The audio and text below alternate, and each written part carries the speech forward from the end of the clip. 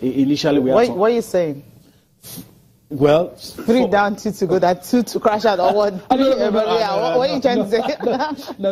Okay, rephrase. I'm a patriotic Nigeria. Okay. Well, three of our top stars, have been shown the exit door. Okay, they lost their games, their matches. Okay. One or two of them after winning their first round games. We sadly have to talk about Santos Akilele this morning. He has crashed out of the World Taekwondo Championship despite winning his opening fight against a guy from, and he won that game 22 points to 11. But unfortunately, he lost to a more experienced fighter from Guatemala. That's Zelaya Andres, 14 points to 16. There you have what the result is looking like. The 68 kg for the men. Santos, confirmation of that result. What he had earlier, winning that one. But the second fight against Zelaya Andres from Guatemala, he lost that one 16-14. That's confirmation of that result from Santos. But the good thing is, well, you have other stars who were able to also make it through. Otuadima Uzwamaka and Kalota of Swaziland will be in action on Tuesday in the 73 kg for the women. That's later tonight. Okay, later tonight it will be in action. A lot. You also have some other stars. Yeah, a lot resting on Otuadima's shoulders.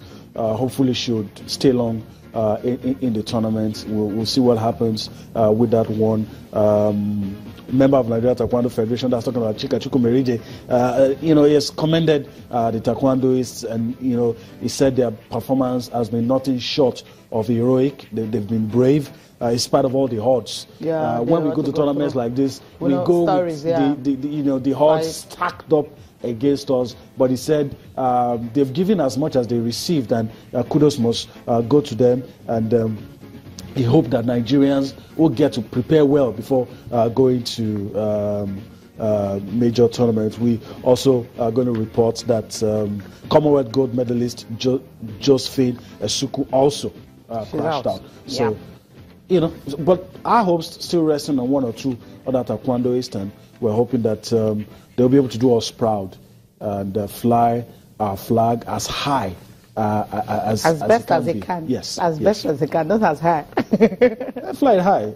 Okay, fly it high. While you are at it as best as they can. you are at it, make it fly high. Fly high.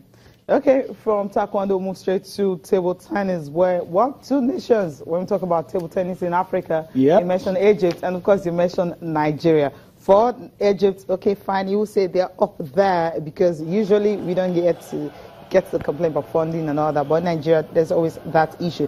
But then, talking about the ITTF African Cup, will be holding in Morocco. It was supposed to be held in Mozambique, but the government weren't forthcoming and all that, so Morocco had to come to the rescue. July 1st, that's when it started.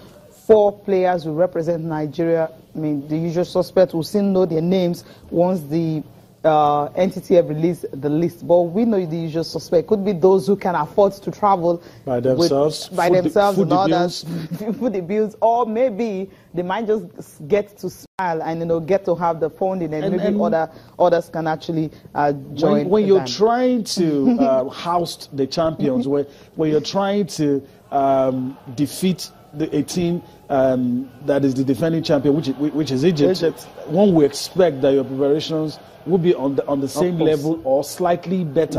And that is why I'm not as optimistic as I should be, not because of the quality of our players. Their quality is never in doubt. But the preparation has been shrouded by a lot of things that you don't want to talk about. Yeah, of course. And it's really not good. I always want to give kudos to the federation. They've given their best, but it's just that, look, sometimes your best may just not be enough, and you need help. And I'll openly canvass for them. They really need help. If we want to dethrone Egypt, if we want our tennis stars to be high up there, you have to make sure they go for tournaments. You have to make sure that they're not there just to make up the numbers. They're better prepared, and that's what's going to happen. We already know that Omar Assad, Dina Meshref are going to be. It's a no-brainer. They're not going to wait till the last minute and start shifting and switching, changing names. It's not going to happen. They know who's going to be there. They have their calendar. They have their roster. Their roster comes from the calendar because they know they know who's prepared. They know who's in shape. They know how to call up late replacements and all of those things working well. All of them are always ready.